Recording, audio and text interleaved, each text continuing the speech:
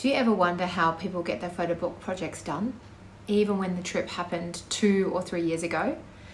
If you're thinking, yep, that's me, then watch along in this video and I'll show you my process for getting those photo book projects done, printed, and in my house to enjoy.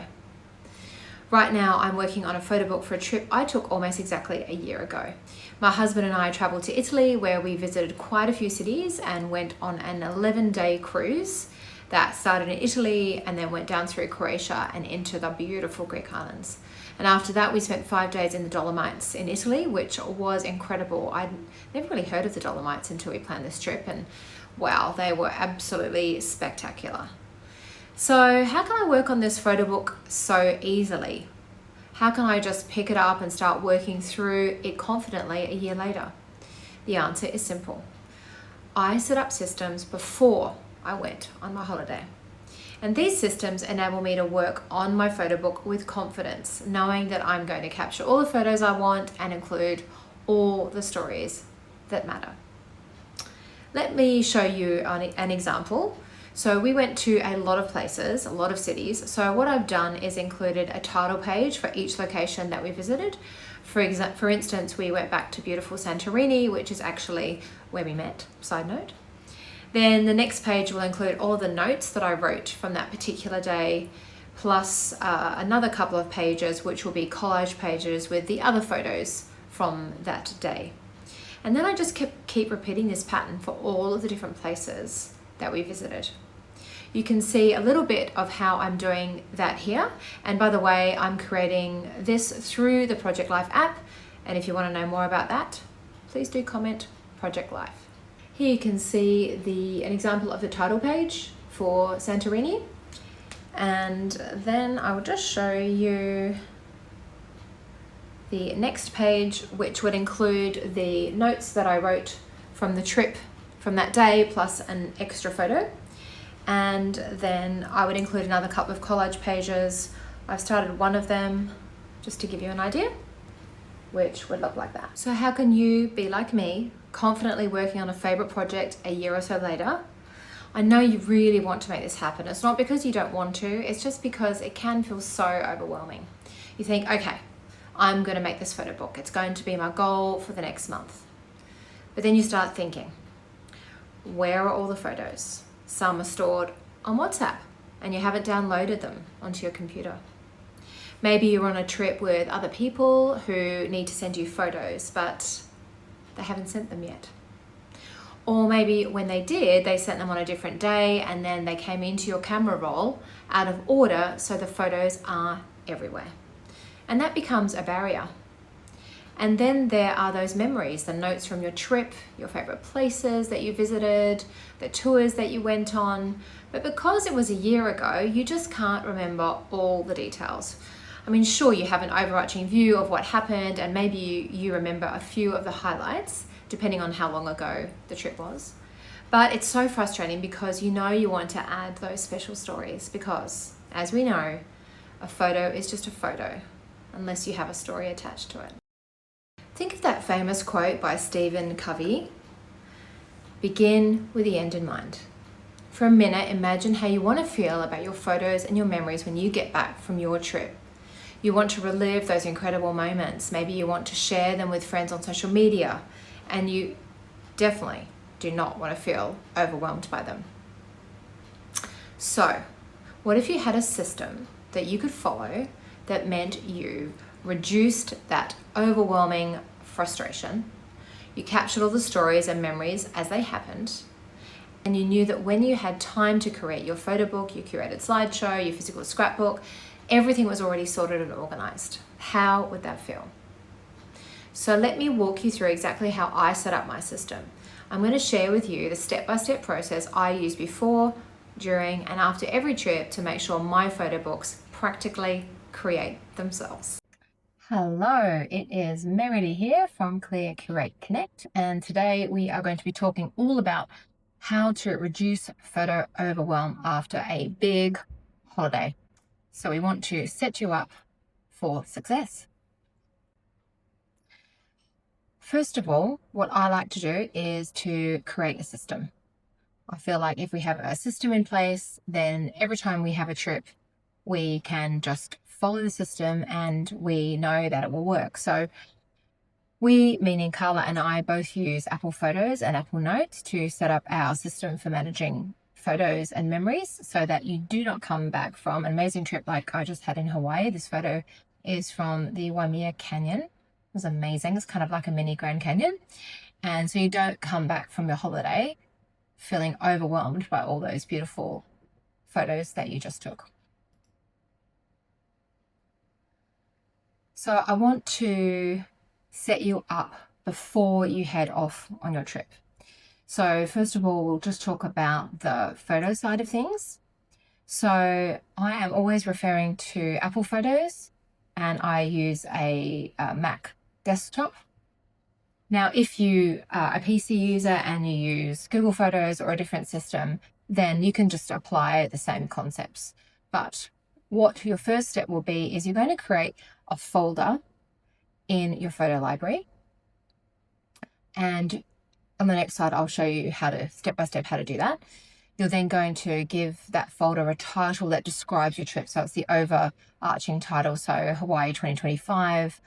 Last year I did an amazing cruise through Croatia and Greece. So it could be that or family reunion, whatever your main focus of your holiday is.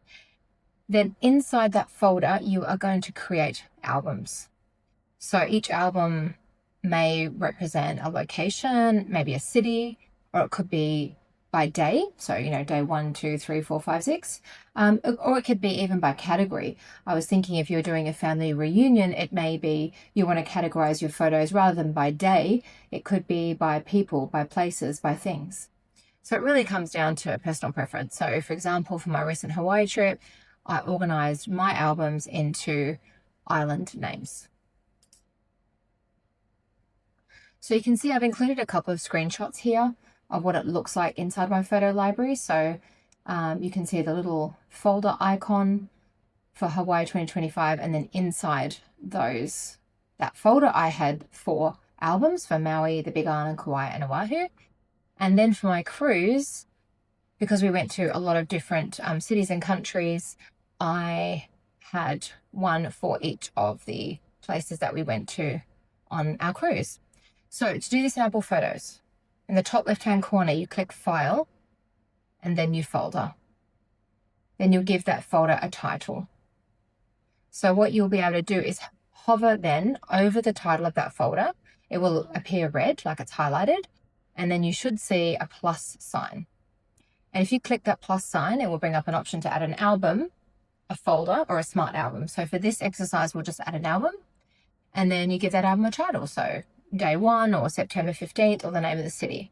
Or like I mentioned before, it could be people, places, or things. So you continue to repeat steps 4 and 5, then to create as many albums as you need for your trip.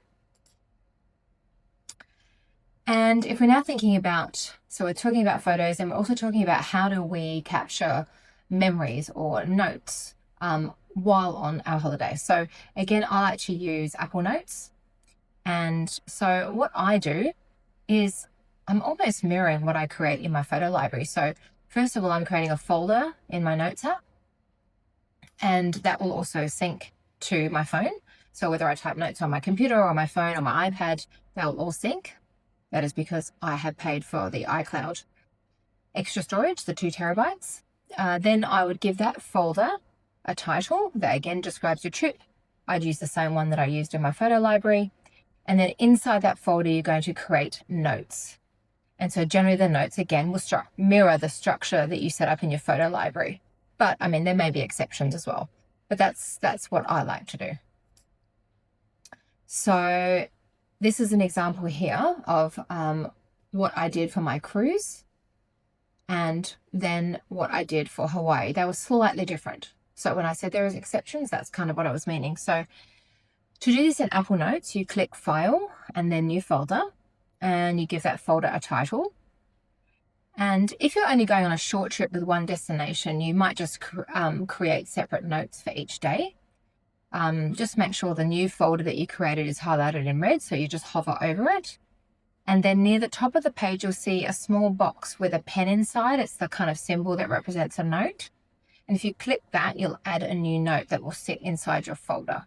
And then I would just write, say, Zadar, like as you can see up in the top here, day 10, Zadar, Croatia, that's my title. And then underneath, I'm writing a recap of my day. If you have a more extended trip, you could create a folder within a folder like I did for Hawaii. So I had an overarching folder called Hawaii, and then I had 4 folders for Oahu, Kauai, Maui, and the Big Island, because we were at each island for multiple days. So then in the Oahu folder, I created 5 notes for each day that I was there. I hope that makes sense. Now we're talking about while on your trip. So these are kind of ideas for keeping your photos under control while you're on your trip. So my first tip is dedicate a period of time each day to give your photos some love and attention. I know this can be hard when you're on a really busy trip. You're tired at the end of the day. And sometimes, I mean, even for me, the last thing I felt like doing was spending 30 minutes or an hour on my photos and typing up my notes. But trust me, you will be so happy that you did. So what I tended to do at the end of the day, depending on who you're traveling with, I was traveling with my husband, so I would have him airdrop any photos to me. We're both using an iPhone at the end of the day. Ideally, he's curated his a little bit before he sends them to me, which sometimes he did, sometimes he didn't. So I would have them all in my camera roll, and I'm just dealing with them one time. I'm not getting them 3 weeks later. Then I would highlight all of those photos from that day into the album that I've already set up. And then I would quickly have a scan through, and I'd spend some time going through the photos. I would just delete some duplicates, or there might be pocket selfies or photos that just aren't so great. I might favorite 1 or 2 standout pictures, add any captions for specific images if I wanted to really think about or add a memory for a specific photo. And what I like to do is set a timer on my phone for about 30 minutes. And obviously this depends on how many photos you have in a day and also what's happening in the evening. But sometimes I just like to add a little element of time to make sure that I get it done and I keep on track. My second tip, edit as you go. So I will confess, I'm not a big editor of my photos, but in Apple Photos, you can edit with like 1 click, and it kind of just does a little bit of magic and often makes the photo better. If you really love editing, then obviously you can get as manual and granular as you want, but really you can just click a button and it often makes the photo better. And tip 3, take fewer photos. Like, I know, can you believe I wrote that? But in all seriousness, do we really need to take 10 photos of the same thing? It kind of just adds to the overwhelm when we're dealing with our photos later. So maybe be intentional about the photos that you take. But yeah, it's just food for thought. So I know sometimes I will just snap a photo and I'm not really thinking about where's the light, like is that the best, who else is in the picture. So if you can take an extra even 10 seconds just to think about those things, I'm sure it might improve the quality of your photos and you have less stuff to deal with later. Now we're thinking about being on your trip and all about the documenting. So I do tend to travel with my iPad, and I find when I'm writing up notes from a day, I do find it easier to use my iPad, but of course I can do it on my phone as well. You could also do it in a notebook. So again, this does take a little bit of time. I would say probably about 20 to 30 minutes, depending on how much detail you want to go into. I must confess, I do love to add a lot of journaling into my photo books. I know some people who don't. So again, it's personal preference. But I do use Apple Notes, and remember we set up those folders and notes before the trip, so I just hop straight in there and add in some of your thoughts, your notices, funny stories, maybe the restaurants or tours you did. I mean, there's so many options of what you can do. So you could also, the iPhone has a dedicated app called Journal. It's quite amazing too. You can add actually photos, notes, location data, etc. I have played around with that a little bit, but I tend to just use the Notes app. But I've also used the app called Day One that has been around a long time. And you can add again, you can add photos and other information within the Day One app, as well as your notes from the day. And my last tip is, I do love the idea of using our senses when we document our travel. So you could even note down the sights, the sounds, and the smells you notice while you're out and about. So at the end of the trip, you could create a 5 senses portrait, which is Google Gretchen Rubin 5 senses portrait, for the place that you visited. This could be just a really fun way to look at your trip as well. So when you get home, my suggestion is, as soon as you can after your trip, that you spend some time deleting and favoriting, like open up an album, do some more curating. If you're standing in, the grocery line, you could just think, okay, I'm going to jump into, day 3 in Oahu and just quickly go through those photos, do a bit more deleting and favoriting.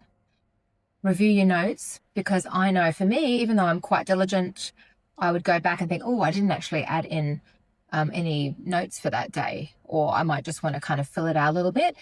And because I do post on Instagram stories when I do a big trip and I save those to my highlights, I was able to go back actually and fill in some details because I included lots of locations, names of restaurants.